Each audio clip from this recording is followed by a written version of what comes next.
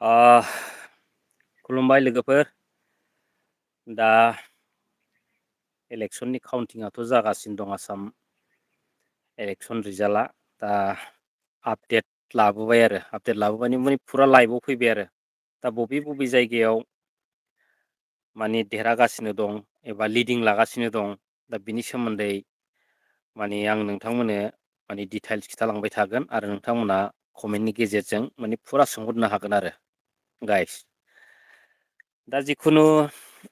फार्स्टनिफ्राय लानोसै माने 1 नाम्बारनिफ्राय आरो गसाइगाव समस्तिनिफ्राय। दा गसाइगाव समस्तियाव सोर बिसिबां आवगायखो, दा बिनिफ्राय जागायजेनसै आरो। दा नोंथांमोना लाइनाव थाबाय था, आङो खिन्थालांगासिनो दं। दा गसाइगाव समस्ति 1 नं गसाइगाव। दा बेयाव जाहैबाय नांगालनिफ्राय थारमाने बि पि एफ निफ्राय सभाराम बसुमतारी बिथां बि पि एफ निफ्राय आरो। दा बिथाङा 2040 भटआव माने आवगायगासिनो दं आरो, थारमाने लिड लागासिनो दं। आरो सेकेन्डआव झारखन्ड मुक्ति मर्चा होननाय माने आदिबासिफोरनि बे मोनसे माबा आरो आफादनिफ्राय दा बिथाङा माने 9916 भट मोनगासिनो दं आरो दा। दा मथा मथि मोननैजों कम्पिटिसन जागासिनो दं, मोनसेया नांगाल आरो मोनसेया झारखन्ड मुक्ति मर्चानिफ्राय आरो बाखिखिनिथ' माने लाजाथ'वा आरो। माने इउ पि पि एल निफ्राय दा माबाया मोनदों, अनिन्द बसुमतारिया दा मोनगासिनो दं 1287टा भटल' मोनदों आरो 1 नं गसाइगाव समस्तियाव। दा बिदिनो गोबां आवगायगासिनो दं बि पि एफआ। आरो नेक्स्टआव फैदोलाय, नेक्स्टआव 2 नं दतमा समस्ति। बे समस्तियाव दङ M L A Rabiram Narzary sir बिथां आरो इउ पि पि एल निफ्राय राजु नार्जारि बिथां। दा बिथाङा बेसेबां भट लानानै आवगायखो बेखौबो नोंथांमोना नायलांबाय था। दा गसाइगाव समस्ति 2 नं दतमा समस्ति। दा लाइनावनो थाथ'। दतमा। दा दतमायाव जाहैबाय लिड लागासिनो दं 29,919टा भटआव भट मोनगासिनो दं रबिराम नार्जारि सार बिथाङा। आरो बिनिफ्राय इउ पि पि एल निफ्राय राजु कुमार नार्जारि। दा बिथाङा 14,982 भट मोनदों दासिमाव आरो बिनिफ्राय दा बि पि एफ आरो इउ पि पि एल दा बिसोर मोननैजोंल' माने कम्पिटिसन जागासिनो दं आरो। ओमफ्राय बाखिखिनिथ' माने बहुद खमावनो आरो। ओमफ्राय कंग्रेसआव मोनदों बिरखां बर'। दा बिथाङा 10,740 भटआव माने बिथाङा आवगायनानै दं आरो, माने बिसिम मोननानै दं दा बिथांमोना। दा 14,936 भटआव आवगायनानै दं रबिराम नार्जारि सार बिथाङा आरो। दा बिनिफ्राय नेक्स्टआव फैदोलाय, नेक्स्टआव बावखुंग्रियाव सोर बिसिबां आवगायनानै दं, दा नोंथांमोना बेखौबो नायलांबाय थाबानो जाबाय आरो।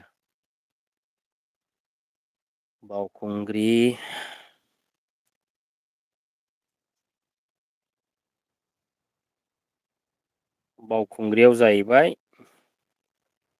नांगालनिफ्राय रुपम चन्द्र रय आरो माबानिफ्राय कंग्रेसनिफ्राय सेपालि माराग आरो इउ पि पि एल निफ्राय प्रतिभा ब्रह्म। दा रुपम चन्द्र रय बिथाङा दा मोनदों 24,740टा भट मोनदों आरो सेपालि मारागा मोनदों कंग्रेसनिफ्राय 11,543टा भट मोनगासिनो दं बियो दा बर्थमान आरो इउ पि पि एल निफ्राय मोनदों प्रतिभा ब्रह्म। बिथाङा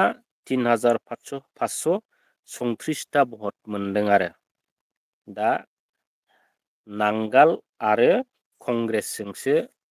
बेयाव दावखोगासिनो दं आरो दा रुपम रय बिथाङा 13,197टा भटआव आवगायनानै दं आरो कंग्रेसआ 13,197टा भटआव माने बिथाङा फासयनानै दं आरो बाखिखिनि माखासेफ्रा माने अनेक गाहायावनो दं आरो माने बुंथाव जायै बायदि अबस्थायाव दं आरो बिनिफ्राय नेक्स्टआव फैदोलाय सिडली समस्ति दा बे सिडली समस्तियाव दा लिडिं सोर लागासिनो दं बेखौबो नायदो सिडलीनिफ्राय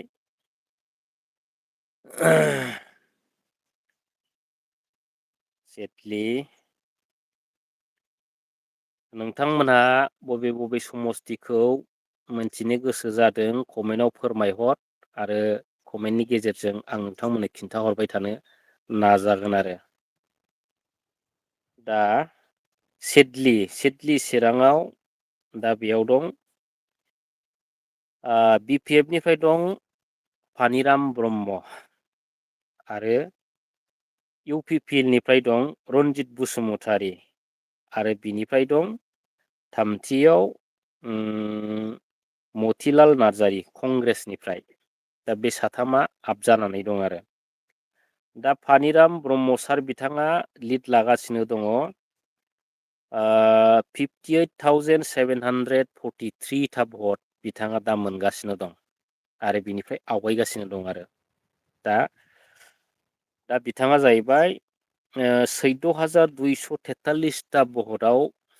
बिथाङा लिड लागासिनो दं माने आवगायगासिनो दं आरो बयनिफ्रायबो आरो रन्जित बसुमतारिया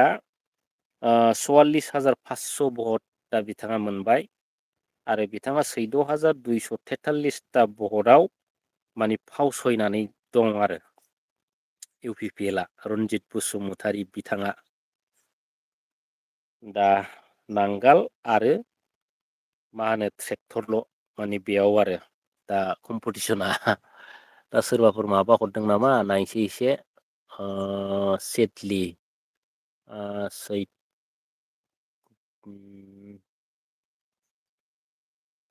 नोंथांमोनहा जेखौ मिथिनो कमेन्टजों फोरमायहर आरो नेक्स्टआव दङ बाक्सा दाना नेक्स्टआव बाक्सायाव फैदो बाक्सायाव सोर बांसिन मोनदों दा लिड लागासिनो दं दे माने एकदम कारेन्ट निउस आरो बाक्सायाव सोर बिसिबां भट मोनदों फैगासिनो दं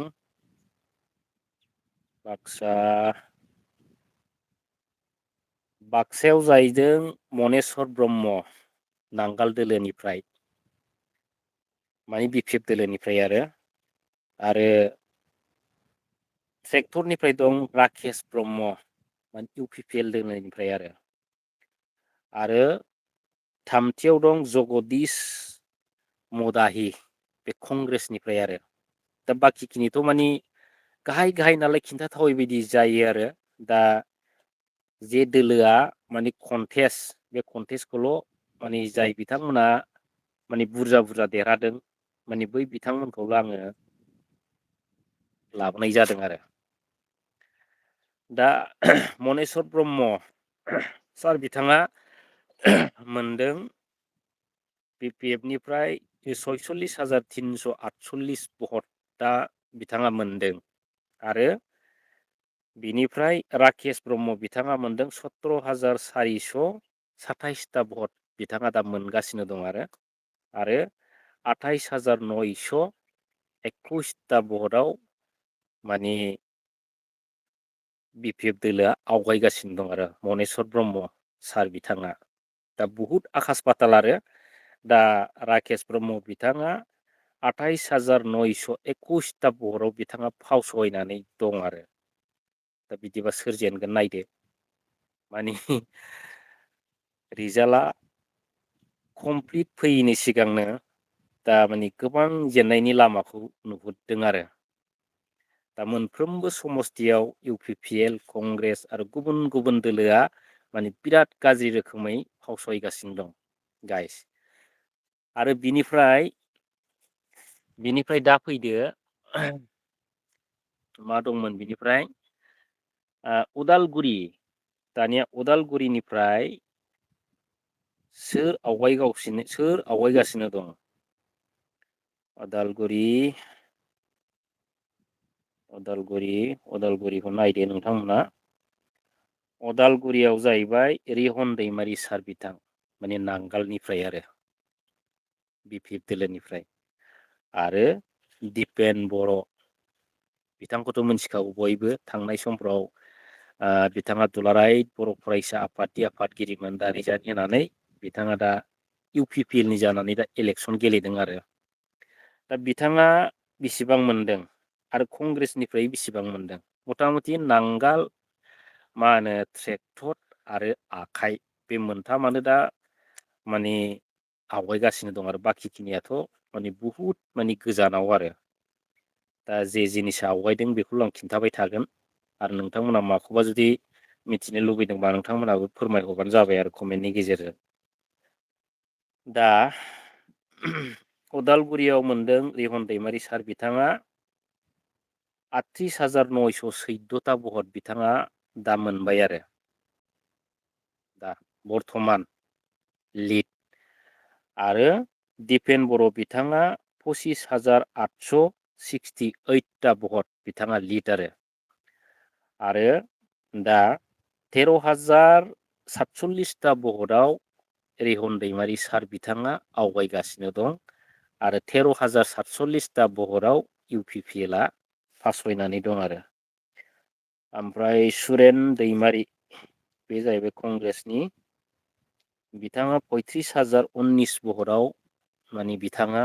फावसयनानै दं आरो दा बे जाहैबाय उदालगुरि समस्ति दा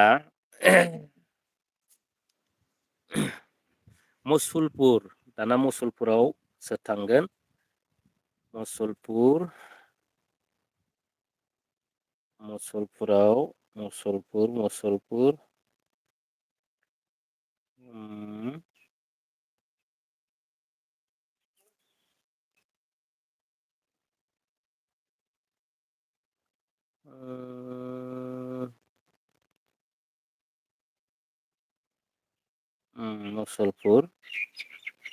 मुसलपुराव सोर बेसेबां आवगायदों मुसलपुर गैया नामा मारै जाखो मुसलपुरावलाय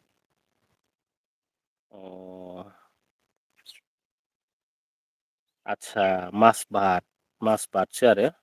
माजबादआव सोर बिसिबां थांगासिनो दं आवगायगासिनो दं दा बेखौबो नोंथांमोना नायदो माजबादआव जाहैबाय बि पि एफ निफ्राय सरन बर' बिथां आरो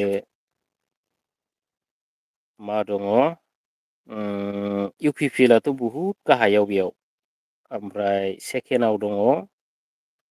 झारखन्ड मुक्ति मर्चानिफ्राय प्रिति रेखा बारला बिथाङा सेकेन्ड पजिसनाव दं आरो थार्ड पजिसनाव दं इण्डियान नेशनेल कंग्रेसनिफ्राय नारायण अधिखारि दा बिनि गेजेराव सोर बिसिबां मोनदों होनोब्ला सरन बर' बिथाङा मोनदों नांगालनिफ्राय 77,704 भटआव बिथाङा लिड लागासिनो दं आरो झारखन्ड मुक्ति मर्चाया मोनदों 28,731 माने 28,731 था भट मोनदों आरो झारखन्ड मुक्ति मर्चाया आरो नेशनेल कंग्रेसनिफ्राय मोनदों 18,878 माने 18,878 भटआव माने नेशनेल कंग्रेसआबो आवगायनानै दं आरो इउ पि पि एल ना फर्थ पजिसनावसो दा रबिन्द्र बसुमतारी दा बिथाङा मोनदों 16,000 माने 13था भटआवसो बिथाङा आवगायनानै दं आरो दा बहुद गाहायाव दा बेखौ माने रुजुनानै नायोब्ला आरो दा बि पि एफ दोलोआ 48,973 भटआव आवगायनानै दं आरो दा हाइस्ट भट बिथाङा लिड लागासिनो आरो मा होनो झारखान्ड नैबे माबाया झारखान्ड मुक्ति मर्चाया सेकेन्ड पजिसनाव दं 48,913 भटाव बिथांमोननि केन्डिडेटआ फावसायनानै दं आरो इउ पि पि एल ना 61,691 भटाव बिथाङा फावसायनानै दं आरो दा बेफोरखौ कम्पेयार खालामनानै नायोब्ला माने ट्रेक्टराबो माने बे जायगायाव गैला आरो दा फैदो बेरगाव समस्तियाव दा बेरगाव समस्तियाव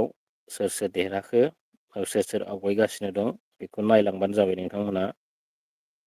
बेरगाव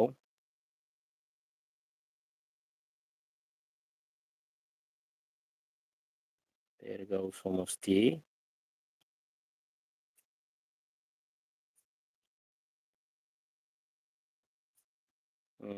बेरगावआ महेस्वर बर' बे जाहैबाय नांगालनिफ्राय बि पि एफ निफ्राय आरो सेकेन्डआव जाहैबाय इउ पि पि एल निफ्राय दं नेरसोन बर' आरो थार्दआव दङ झारखान्ड मुक्ति मर्चानिफ्राय माने बे साथामानो माने एसे हाइसाव जानानै दं आरो दा महेस्वर बर' बिथाङा मोनदों 39,914 भट बिथाङा दा मोनदों आरो इउ पि पि एल निफ्राय मोनदों नेरसोन बर' बिथाङा 19,341 दा इउ पि पि एलआ 20,573 था भटाव माने बिथाङा फावसायनानै दं आरो महेस्वर बर' बिथाङा 20,573 भटाव बिथाङा आवगायनानै दं आरो बाखिखिनि माने गाहायाव दं आरो बांसिनानो दा बे मोननैयाथ' दावखोगासिनो दं आरो बाखिखिनिखौथ' बुङाबाबो जासिगोन माने अनेक खम आरो सोरनाबा 700 गाहामल' सोरनाबा 500 गाहामल' आरो बुंजाया आरो दा उफाय गैया गाव गावनि दोलोखौ फोथांनो थाखाय बयबो नाजायो नङा होमब्ला दा रायजो राजानि अनसायनायखौ फाइनालाव सोर मोनो सोर रायजो राजानि मोजां मावदों बै बिथांमोनासो माने देरहानो हायो आरो दा जोबनायाव फैदो तामुलपुर दा तामुलपुराव सोर आवगायगासिनो दं तामुलपुर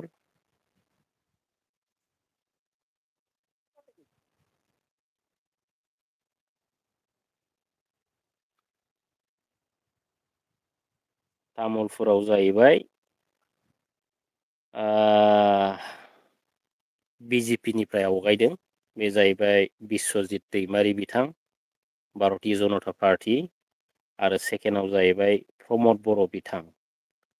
बे सेकेन्डआव दा बिस्वजित दैमारि बिथाङा मोनदों 49,918 भटाव बिथाङा लिड लागासिनो दं आरो प्रमद बर' बिथाङा 33,626 भटाव लिड लागासिनो दं आरो 16,292 भटाव बिस्वजित दैमारि बिथाङा आवगायगासिनो दं आरो प्रमद बर' बिथाङा 16,292 भटाव फावसायनानै दं आरो दा बेखिनि आरो सिगांनिफ्राय नायनोसैलाय सोर बिसिबां आवगायगासिनो दङ नङा होमबा कमेन्ट हरदोंमोन नामा माथो नुवाखिसै आदसा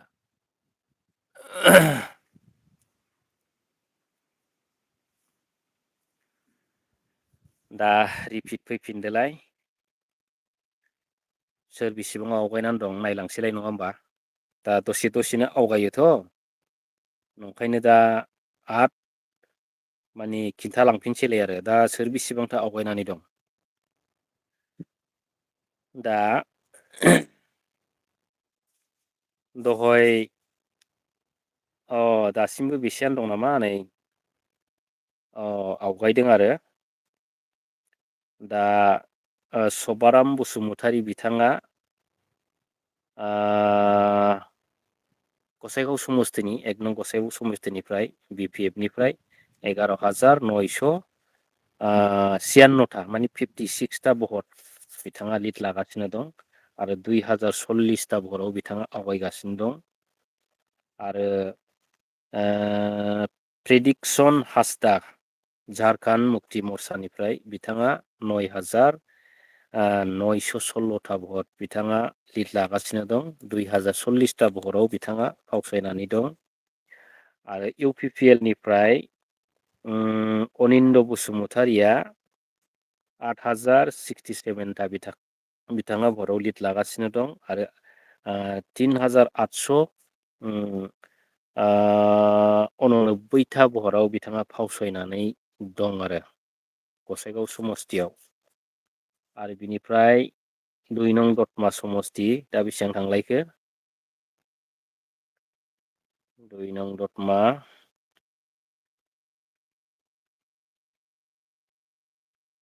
2 नं दतमा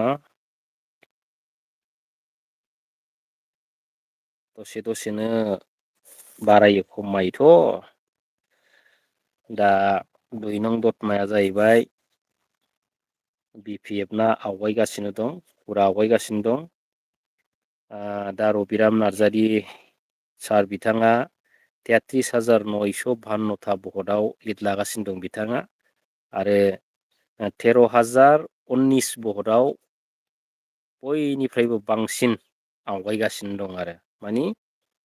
इउ पि पि एल निफ्राय 17,019था भटआव आवगायगासिनो दं माने बांसिनाव आवगायगासिनो दं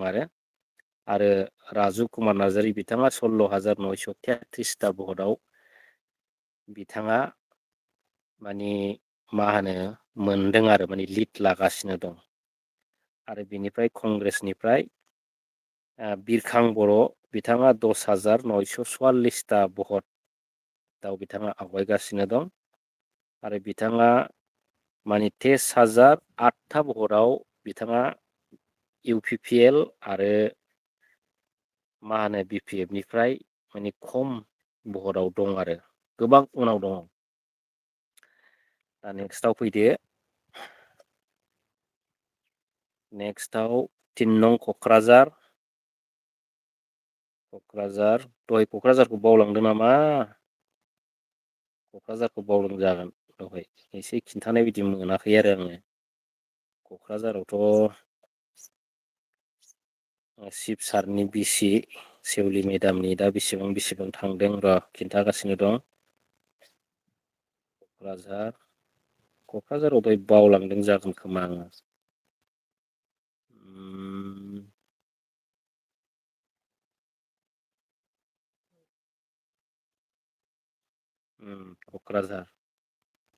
क'क्राझारावबो खिन्थादोंमोनथ' आं दहाय दा बि पि एफ निफ्राय सेवलि महिलारि बिथांजो मेदाम ओमफ्राय नैथियाव दं लरेन्स इस्लारि सार बिथाङा जाहैबाय इउ पि पि एल निफ्राय दा बिसोर सानैनि गेजेराव माने एसे उन सिगां जानानै दं आरो माने सेवलि महिलारि मेदामा मोनदों 26,851था भट बिथाङा मोनगासिनो दं आरो बारायगासिनो दं लिड लागासिनो दंबावो आरो लरेन्स इस्लारि बिथाङा मोनदों 18,932था भट दा U P P L B P F नि पार्थक्यआनो जाहैबाय 7,919था भटआव सेवलि मेदामा इउ पि पि एल दोलोनि बांसिन भटआव आवगायनानै दं आरो कंग्रेसनिफ्राय 3,199 बिथाङा दा लिड लादों 23,652था भटआव बिथाङा माने फावसायनानै दं आरो बिराद गाज्रि रोखोमै फावसायखानानै दं आरो दा नेक्स्टआव फैदोलाय नेक्स्टआव बावखुंग्रि नोंथांमोना लाइनाव थाबाय था सोर बेसेबां मोनदों नायलांबाय था आं खिन्थालांबाय थागोन दसेनो बारायो दसेनो खमायो नङा होमब्ला बेनिखायनो नोंथांमोना फुरा नेना थाबानो जाबाय आरो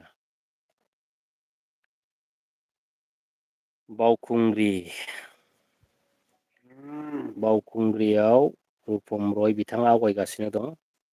बि पि एफ निफ्राय आरो सेकेन्डआव दङ सेफालि माराग कंग्रेसनिफ्राय। दा बिथांमोननि पार्थक्यआ बेनो बि पि एफआ 24,740टा भटआव बिथाङा लिड लागासिनो दं आरो सेफालि मारागा मोनदों 11,543टा भट आरो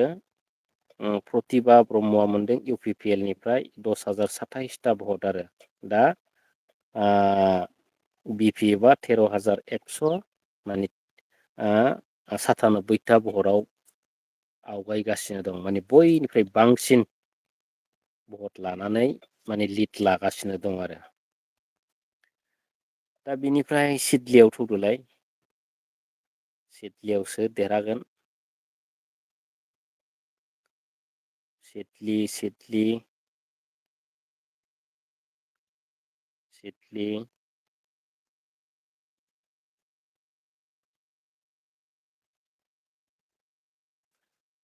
दा सिदलियाव फैदोलाय सिदलियाव बि पि एफ निफ्राय फानिराम ब्रह्म बिथां ओमफ्राय इउ पि पि एल निफ्राय रनजित बसुमतारी बिथां दा पानिराम ब्रह्म बिथाङा 63,508 भटआव बिथाङा लिड लागासिनो दं आरो इउ पि पि एल निफ्राय रनजित बसुमतारिया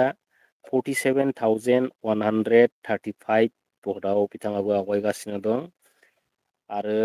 मतिलाल नार्जारि कंग्रेसनिफ्राय बिथाङा 9,750 भटआव बिथाङाबो आवगायनानै दं आरो बाखिखिनियाथ' गाहायसो आरो दा बयनिफ्राय बांसिन लिड लागासिनो दं होनबा 16,373 भट बयनिफ्रायबो बांसिन भट लानानै आवगायगासिनो दं आरो 16,373टा भटआव आवगायनानै दं फानिराम ब्रह्म बिथाङा दा नेक्स्टआव फैदोलाय बाक्सा बाक्सायाव सोर बिसिबां आवगायदों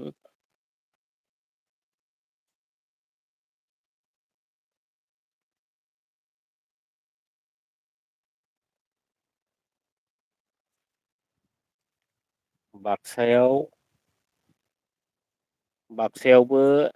बि पि एफ निफ्राय दं मनेस्वर ब्रह्म आरो इउ पि पि एल निफ्राय दं राकेश ब्रह्म आरो थार्डआव दं जगदिस मदाहि कंग्रेसनिफ्राय दा मनेस्वर ब्रह्म बिथाङा मोनगासिनो दं 51,561टा भट बिथाङा लिड लागासिनो दं आरो इउ पि पि एल निफ्राय राकेश ब्रह्म बिथाङा मोनगासिनो दं 19,635टा भट आरो दा इउ पि पि एल निफ्राय 31,926टा भटआव मनेस्वर ब्रह्म सार बिथाङा आवगायनानै दं आरो बयनिफ्रायबो बांसिन दा सिन्था खालामदो रायजोफोर सोर बिसिबां भटआव देरहानो थांगासिनो दं नङा होमब्ला दा रिजाल्ट जोबैनि सिगां सिगां सोरबा मानि खर' गरमाथ' जाद्लाखासिगोन नङा होमब्ला आरो माखासे बिराद मानि मा होनो बिदिखौ इउ पि पि एल नि बिराद दुगा दुगा बै गोदोना हास'ग्रा बिफांनिफ्राय बारजुमनानै थैग्रा आरो मा होनो अनेक बायदिसिना बे होनलाबायदोंमोन आरो सोरबाबा आखाइ दानस'नो नङा होमब्ला बैफोरबायदि फंबायमोनहा रेडि जाखाबानो जाबाय आरो मानि गोजौनिफ्राय बारजुमनो आखाइ दानस'नो गोदना हास'नानै ट्रेनाव गारहरग्राफ्रा आरो दा मोनफ्रोमबो समस्थियावनो माने हाइस होनोब्ला माने बि पि एफ आनो आवगायगासिनो दं आरो बाखिखिनिथ' माने बिराद गाहायावसो आरो लाजाया माने सोरनिखौबा थारमाने खिन्थाजाया आरो ओरैबायदि गाज्रि अबस्था दा जिखुनु अदालगुरिनिखौ खिन्थायाखैमोन नामाथाय दा अदालगुरिनिखौ नायनोसैलाय बेसिबां आवगायदों आरो उदालगुरिनिफ्राव बेसेबांथो आवगायदों दसेनो आवगायो नालाय दा अदालगुरियाव रिहन दैमारि सार बिथाङा 43,800 बिथाङा दा भटखौ बेसे भट मोनदों आरो ओमफ्राय दिपेन बर' बिथां इउ पि पि एल निफ्राय बिथाङा मोनदों 29,034 भट बिथाङा मोनदों आरो दा बिसोर सानैजों उन सिगां आरो 14,766 ता भटआव आवगायनानै दं आरो इउ पि पि एल आ 14,766 ता भटआव माने बिथाङा फावसयनानै दं आरो दा बिदि आरो दा दिपेन बर' आरो रिहन दैमारि सार बिथांनि समस्तियाव माने सोर देरहागोन माने सोर हिर' जागोन नङा होमबा सोर माने मा जागोन बेखौ नेबाय थादो समा खिन्थानो थांगासिनो दं दा 14,000 ता भटआव आवगायनानै थानायखौ फेजेननांगौआबो माने बिराद जारलाखार नङा होमब्ला बबेबा मोनसे समस्थिना जुदि फुरा मोनजोबबासो माने एसे दावखोनो हागोन आरो थार सारा माने खाथियाव थांनाय नङा आरो नङा होमब्ला दा नेदो दिपेन बर' बिथाङाथ' माने साइस बाइसआव माने एकदम फुरा फोद्दाखागोन आरो नङा होमब्ला दा बे रोखोम आरो दा माज बातनिखौ नायनोसैलाय नङा होमबा माज बातनि सोरबाफोर बबेबा समस्तिनिखौ सोंहरनो गोसोबा सोंहरनो हागोन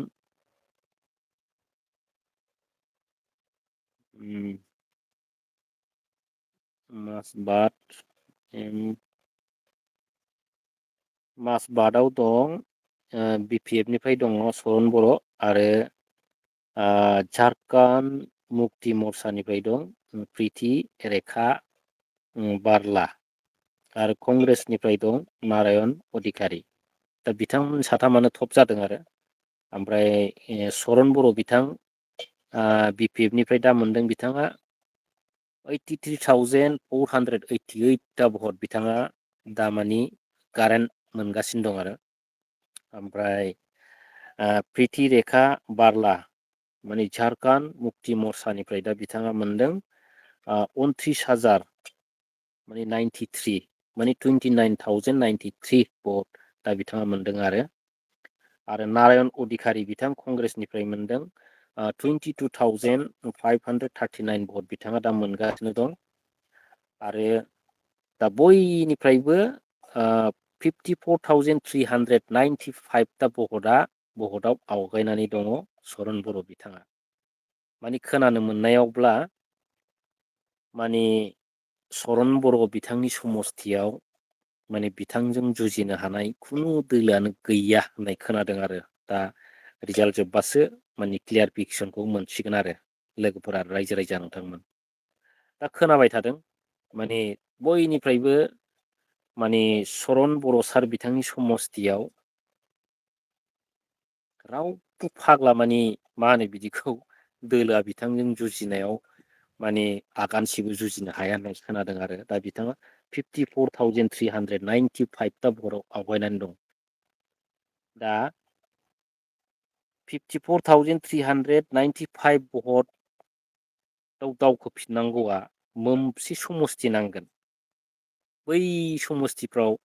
माने माखासे दोलोफ्रा लांदां जानांगोन आरो होमब्लासो बे 54,000 माने मोनहैनो हागोन दा माने अख्रांजों हाजों माने फाराग जाहैबाय आरो सरन बर' बिथांनि माबाया आरो दा बिथाङानो देरहासार जाहैसिगोन आरो माने दा राउन्डखौथ' खिन्थानो बावदों आङो दा 15 राउन्ड थांबाय माने दा राउन्ड मोनसेल' थासिगोन नामा जिखुनु 50 राउन्डथा थांबाय आरो सरन बर' बिथांनि माबाया समस्तियाव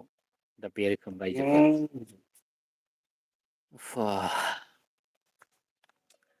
ओमफ्राय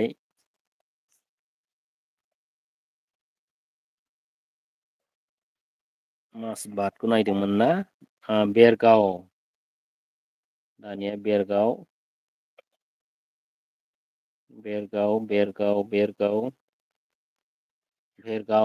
बेरगावना जालायबाय मनेस्वर बर' बेरगावना मनेस्वर बर' बिथाङा बेरगावना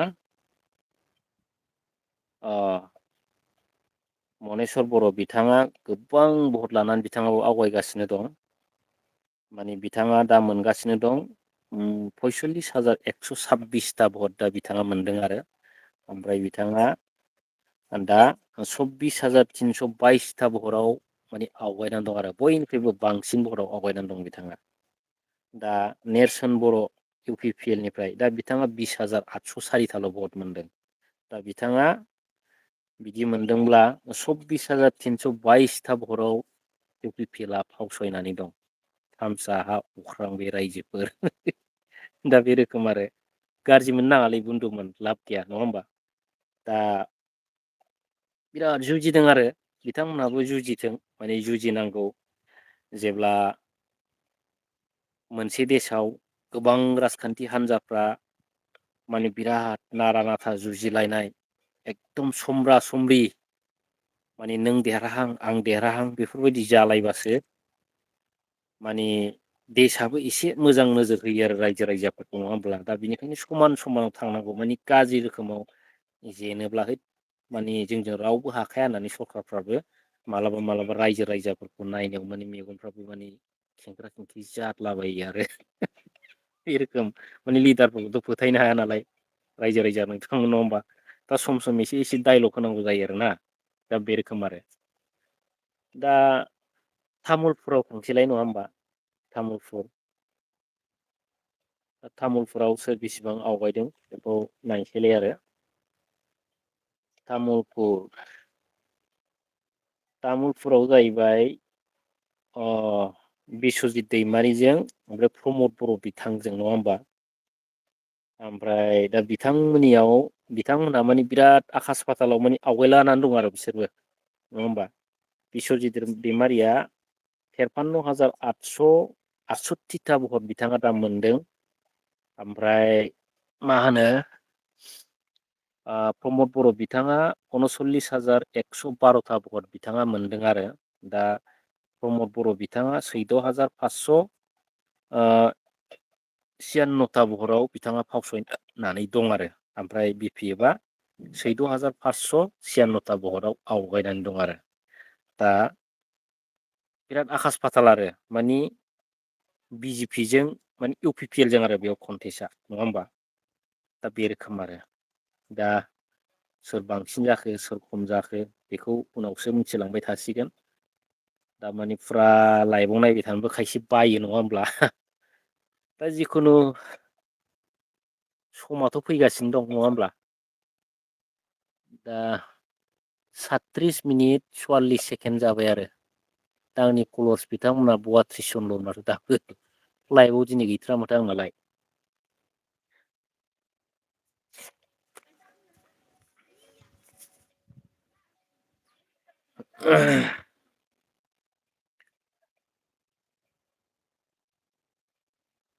कमेन्टजों सोंहरला बायदो गाइस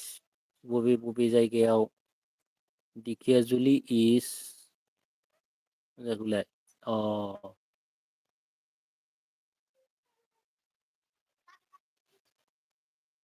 सिनायलाय लाङालै दारमासिनि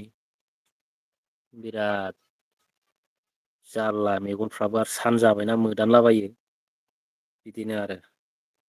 दा जिखुनु मोननै समस्तिखौ नायग्रोबावनोसै गसाइगावजों दतमाजों एसे नायग्रोबावनि आरो सोर बिसिबां भटआव आवगायनानै दं नङा होमबा दा दतमानिखौ नायग्रोदिनि 2 नं दतमा समस्तिनिखौ बेयावथ' बिराद पावारफुल लिडार दंखायो नालाय दा हास्लाबा आरो बिजों दा गैलालै सेस इउ पि पि एलआ नै बेयावबो आरो कंग्रेसआबो सेसखा रायजोफोर आरो दा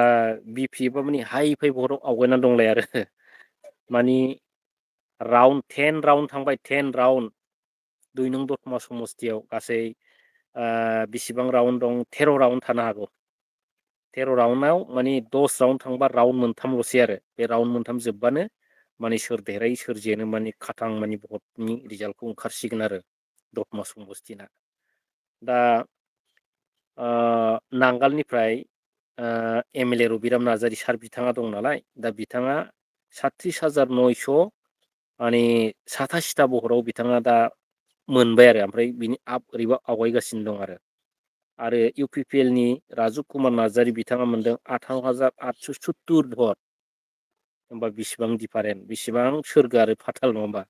रायजोफोर दा 19,117 भटआव रबिराम नार्जारि सार बिथाङा आवगायगासिनो दं माने बांसिन भटआव आरो इउ पि पि एलआ 19,117 भटआव फावसायनानै दं आरो ओमफ्राय बि पि एफआ बेसे भटआव माने आवगायनानै दं रायजोफोर आरो दा अबेनिखौ नायबावनो गसाइगावनिखौसो एसे गोनो गोथो खोनादोंमोन दा गसाइगावना बोरै बोरै जायो गसाइगावना बांद्राय दिफारेन्सआव गैया आरो माने 3,000नि आसि फासे दिफारेन्सआव दं आरो दा बि पि एफ निफ्राय सभाराम बसुमतारि सार बिथां आरो झारखन्ड मुक्ति मर्चानिफ्राय प्रेदिक सन हासदा दा बिसोर मोननैजों माने कम्पिटिसन आरो दा सभाराम बसुमतारि सार बिथाङा दा मोनदों 15,200 माने 96 भट बिथाङा मोनदों आरो माबाया मोनदों झारखन्ड मुक्ति मर्चाया मोनदों 12,442 भट मोनगासिनो दं आरो दा बिथाङा आरो इउ पि पि एल निफ्राय मोनदों अनिन्द बसुमतारि दा बिथाङा मोनदों 9,536 भट मोनगासिनो दं आरो बिथाङा आरो बुंनो थाङोब्ला माने मा होनो सभाराम बसुमतारि बिथाङा 2,854 भटआव आवगायनानै दं आरो झारखन्ड मुक्ति मर्चाया 2,854 भटआव फावसायनानै दं आरो माबाया अनिन्द बसुमतारिया बुंनो थाङोबा 5,759 भटआव माने फावसयनानै दं आरो बिराद गाज्रि गाज्रि रोखोमै फावसयलाजोबनानै दं मा बुंबावनो होमबा रायजोफोर दा बिदिनो जायो नंखायनो रायजो राजाफोरखौ नायनायाव मोजां रोखोम नायनांगौ रायजो राजाफोरनि सिगाङाव लिडारफोर जायोबा माने गाज्रि खोथा बुंलाबायनो नाङा आरो थगायनो नाङा आरो भटनि बेलायाव बिराद गिदिर गिदिर गोदै गोदै बाथ्रा बुंनानै भट लानानै उनाव खारलाबायबा जानाय नङा रायजो राजाया बै समखौ खिन्थु नाहरफिनोलै रायजोफोर नङा होमब्ला दा बिदिनो जालांदों आरो एसे सल' खिन्था दिनै नङा होमबा एसे भटफ्रा बारायलाजोबथोंसै दा बिदिनो थांनाय समफोराव जेब्लानाखि जों उन्दैमोन अब्ला माने बिराद माने बयबो माने इलेक्सन दारायो नालाय बयनिबो केन्डिदेटफ्रा माने बिराद रायजो राजाफोरनि सिगाङाव आं देरहाबा ओरैबायदि मावगोन ओरैबायदि मावगोन ओरैबायदि बानायगोन माने बानायलाजोबो आरो बिथांमोना खोथायाव नङा होमब्ला खिन्थु देरहाखांनायनि उनाव माने बै बाथ्राफोरखौ रोमै रोमै गोसोखांनायल' जायो आरो बिथांमोना फैनानै मालाबाबो रायजो राजाफोरजों मोजां गाज्रिबो रायलायफेरा बेफोरबायदि थासारिफ्रा बै जों उन्दै उन्दै समनिफ्रायनो लोगो मोनबोदों आरो ओंखायनो दानि जुगाव रायजो राजाफ्राबो माने लिडारफोरखौ फोथायनो बिराद गोब्राब जायो रायजोफोर मा होनो नङा होमब्ला दा बेफोरबायदि जादलालाबायो आरो ने दा नोंगौ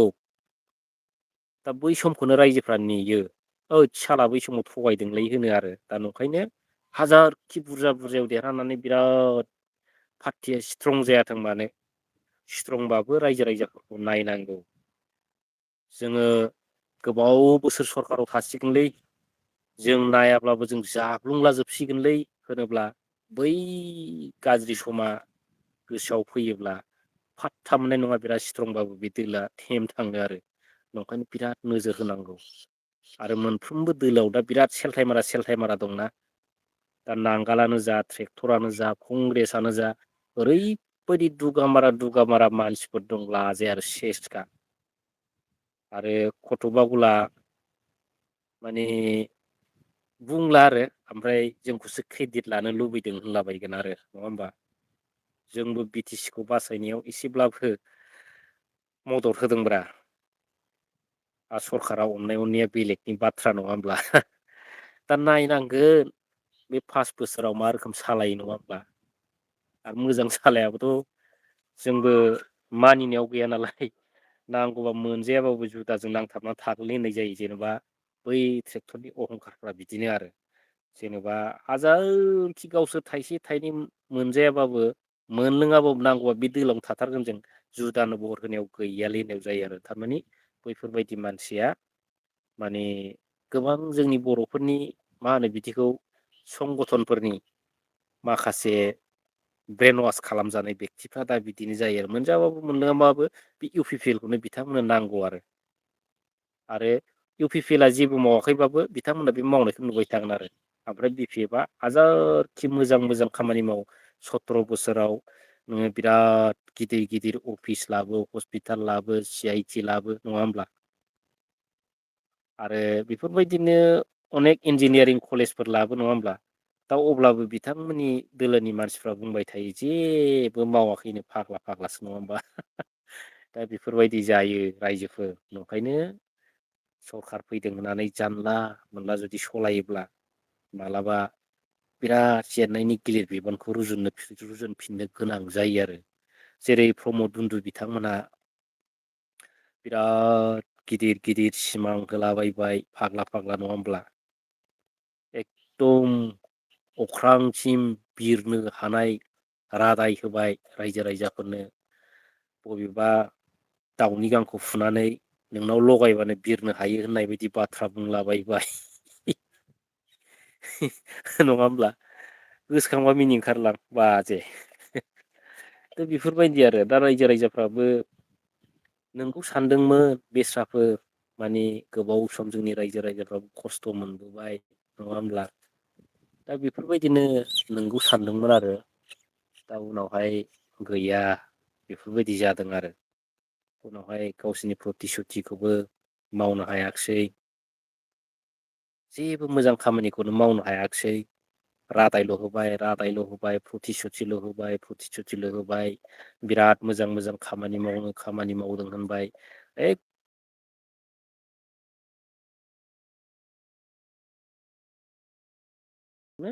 माने सेस जाबाय आरो रायजो राजाफ्रा दा बेफोर अबस्था जादों दा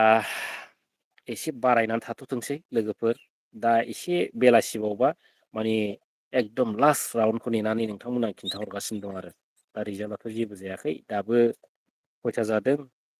1:40 जादों टाइमा नङा होमबा दा ओंखायनो जोङो फाइनाल राउन्डआवसो माने लाइभआव फैनोसै आरो लोगोफोर दा दुखु मोननो नाङालै रायजो राजा नोंथांमोन एकदम गोरोन्थि बुंफ्लांबायबा माने निमाहा होबानो जाबाय आरो थेंक इउ